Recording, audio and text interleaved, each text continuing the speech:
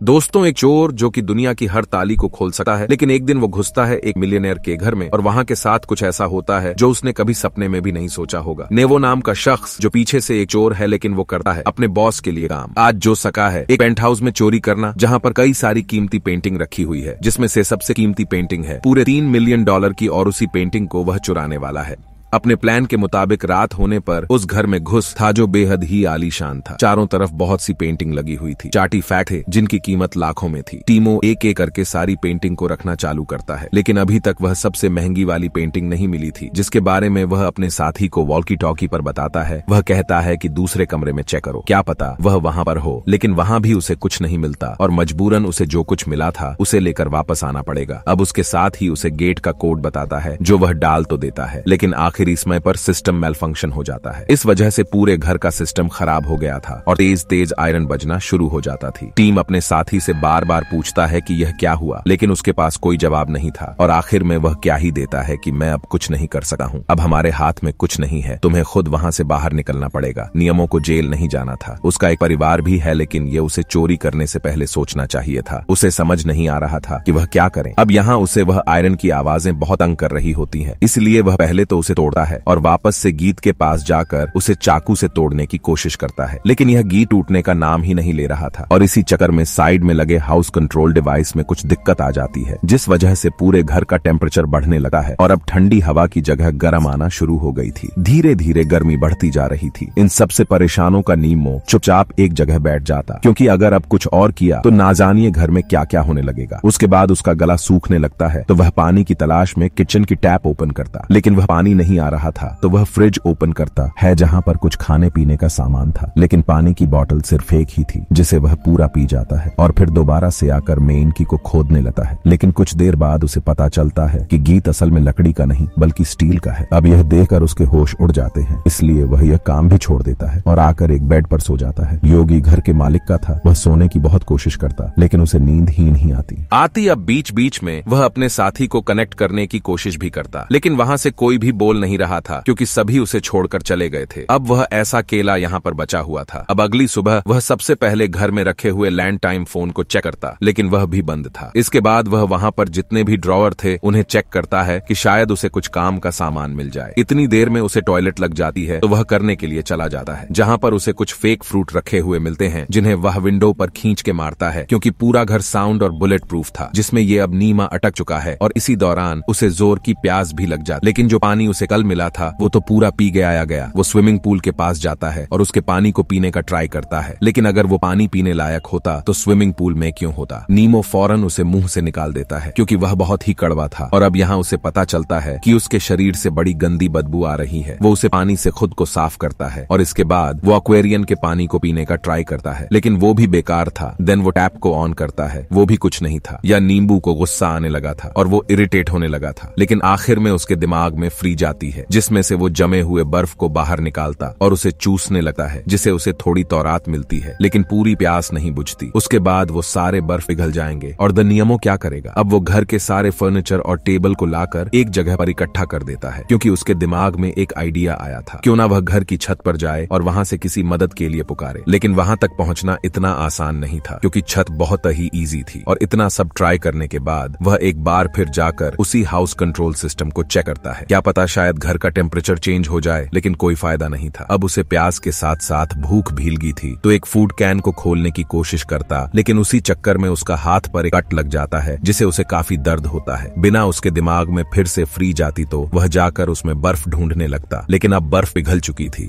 इसलिए वह उस फ्रिज को ही चाटना शुरू करता है ताकि जो कुछ बचा कुछ अब बर्फ था वह उसे खा सके। उसका बस चलता तो वह फ्रिज में ही बैठ जाता है, लेकिन उसकी मजबूरी है, वह उसमें फिट नहीं आएगा। लेकिन अफसोस नींबू ना तो बाहर जा सकता और ना ही वह पानी को पी सकता है, वह बस वहीं बैठा रहता है। अब उसके पास कोई काम नहीं था, इसलिए वह घर को एक्सप्लोर करने लगता है कि शायद उसे कोई सीक्रेट दरवाजा मिल जाए। पर उसी दौरान उसे पानी की आवाज जाती है। वह फौरन बाहर आता है और देखता है कि यह पानी तो असल में यह प्लांट शेल से आ रहा है। वह फौरन के पास जाकर बैठ जाता और जी भरकर उसे पीता, लेकिन एक समय के बाद वह पानी बंद हो जाता और उसे मजबूरन वहां से उठना पड़ता है। लेकिन कल वह फिर से इस पानी का वेट करेगा और इस बारी वह सेस्टोर भी कर लेगा ताकि वह पीने के काम आ सके। अब धीरे धीरे करके उस घर का टेम्परेचर और ज्यादा बढ़ने लग, इसीलिए वो अपने सारे कपड़े और उतार देता क्योंकि गर्मी बहुत बढ़ गई थी। जिसके बाद जितने बचे हुए फर्नीचर थे वो उन्हें इकट्ठा करने लगता है ताकि वो उसे छत तक पहुंच सके, और इस बारी वह ऐसा करने में सफल भी हो जाता है। वह छत को देखकर पता चलता है कि आखिर यहाँ से कैसे बाहर निकला जा सकता है, पर उसके लिए उसे कुछ स्क्रू ड्राइवर की जरूरत पड़ेगी। और इसी दौरान उसकी नजर घर में लगी टीवी पर पड़ती है जहाँ पर सीसीटीवी फुटेज जा रही थी जिसमें एक मेड बाहर झाड़ू लगा रही थी। तो नींबू फौरन कपड़े पहनकर गेट के पास बहुत ज्यादा और उसे आवाज लगाने लगता है। इन अफसोस उसकी आवाज कोई सुन नहीं पाता क्योंकि उसने हेडफोन लगा रखे थे। वैसे भी वह घर पूरा साउंड प्रूफ है, जो नींव जितना भी ला ले उसकी आवाज बाहर नहीं जाने वाली थी, इसलिए वो वापस आकर हताश होकर बैठ जाता है। लेकिन तभी वो कुछ ठंडी हवाएं महसूस करता है जो कि एयर वेंटिलेशन से आ रही थी। दरअसल यहाँ वह देखता है कि हाउस कंट्रोल डिवाइस में अपने आप ही टेम्परेचर चेंज हो गया, इसलिए अब वह पूरे घर को धीरे धीरे ठंडा होना चालू हो गया था। यानी इमोजी भर के सबसे पहले तो ठंडी हवाओं को महसूस करता है और फिर आराम से उस पूल में नहाता है। इतना टाइम बिताने के बाद उसे अब धीरे धीरे यहाँ पर अच्छा लगने लगा था। उसे शायद यह पता चल गया था वो यहाँ से बाहर नहीं निकल सकता है, और वो फिर भी कोशिश करना नहीं छोड़ता, ऐसा उसका कहना था। वो अगले दिन उन प्लांट्स यार्ड से इकट्ठा की वो पानी को पीता है और ब्रेकफास्ट करता है और थोड़ा सा डांस भी करता है, जिसके बाद वह उस मिलियनेयर के अलमायरा से उसके कपड़े पहन लेता है। और अगले सीन में हम देखते हैं कि वह ग्लास के जार को तोड़ देता और उसके दो बड़े बड़े टुकड़ों को एक कपड़े में बांधकर खुद के लिए एक चश्मा बनाता है, जिसे पहनकर वह एक बार फिर छत के करीब जाता उसे तोड़ने लगता है ताकि उसकी आंखों में कुछ चला ना जाए। वह बड़ी ही देर तक उस छत पर लगे एक ग्लास को तोड़ने की कोशिश करता है लेकिन कोई फर्क नहीं पड़ता। पर तब उसके पास की सीमेंट को हटाना शुरू करता है, लेकिन वह भी बहुत ज्यादा मजबूत थी, इसलिए वह थकर फिर से नीचे आ जाता है। एक मिलियनेयर का घर था तो सिक्योरिटी तो दोस्तों टॉप नॉच होने वाली थी। अब इन सब से थकर वह अपने लिए कॉफी और पास्ता बनाने लग जाता है। अब आप सोच रहे होंगे कि अगर ये सब कुछ बना सकता है, खाने में तो दिक्कत क्या है? तो दोस्तों ऐसा कुछ नहीं है, नींबू सिर्फ पानी में पास साफ ना रहा और ठंडे पानी में एक कॉफी बना रहा था। जिसके बाद वह टीवी के सामने बैठ जाता और सीसीटीवी में लोगों को आते जाते देखते रहता है। अब उसे यह सब अच्छा लग रहा था क्योंकि यहाँ पर तो उसके अलावा और कोई नहीं है, इसलिए उसका जो कर रहा था वह बस वही करता जा रहा था। और अपने गौर किया होगा कि वह पहले जैसा नहीं रहा, उसकी दिमागी हालत बिगड़ने लगी थी। ऐसा तब होता है जब आपने काफी दिनों तक किसी से बात ना की हो, ना ही किसी को देखा हो। और या नींबू भी कुछ ऐसा ही हो चुका था। धीरे धीरे अब टेम्परेचर और कम होने लगा है और कुछ देर पहले जहाँ वह 10 था अब 8 पर पहुंच चुका था। यानी कि कुछ देर बाद यहाँ पर बर्फ गिरने जैसा माहौल होने वाला है जो नीमो के लिए मुसीबत बनने वाली है। कोई बार फिर से ऊपर चढ़ता और छत को तोड़ने में लग जाता है। इस बार वो ग्लास को नहीं बल्कि उसके आसपास की सीमेंट को तोड़ता है जो कुछ ही देर में काफी टूट भी जाती है। लेकिन अब ठंड बढ़ने की वजह से वो उस डिवाइस के पास जाता है और उसे ठीक करने का भी कोशिश करता, लेकिन उसे कुछ समझ ही नहीं आ रहा था कि असल में यह काम कैसे करता। इसके बाद वह फिर से ऊपर चढ़ता और इस बारी उसने उस विंडो के आसपास की सीमेंट को तोड़ दिया था। लेकिन वो देखता है कि उसके नीचे एक लोहे की परत लगी हुई है जो कि स्क्रू से टाइट की गई है, जिसे तोड़ पाना असंभव है। इसलिए वो दास होकर फिर से नीचे आ जाता और चुपचाप बैठ जाता है। तभी उसके नजर बाहर बैठी एक कबूतर पर पड़ती है जो उसकी तरह मजबूर थी क्योंकि उसके पंखों पर चोट लगी थी और वह उड़ नहीं पा रही थी। लेकिन नीमो को यह पता नहीं होता। वह कबूतर से बात करता और कहता है कि तुम जाकर मेरे भाई से कहो कि मुझे यह से बाहर निकाले। मैं अभी तक यहीं पर फंसा हुआ हूँ। मेरी तबीयत भी अभी ठीक नहीं है। नीमो के पास करने के लिए अब कुछ नहीं था। उसने सारी चीजें कर ली थी। उसकी बॉडी के साथ साथ उसका दिमाग भी अब थक चुका था। वह हार मानने लगा था। इसलिए अब उस घर में जितनी भी महंगी पेंटिंग जिन्हें चुराने के लिए वह यहाँ पर आया था वह उन्हें तोड़ने लगता हो। कई घंटों तक वह ऐसे ही करता रहता। इसके बाद वह सिर्फ मिलियनेयर के वार्डरोब में जाता है जहाँ पर उसे सूट देखने को मिलते हैं।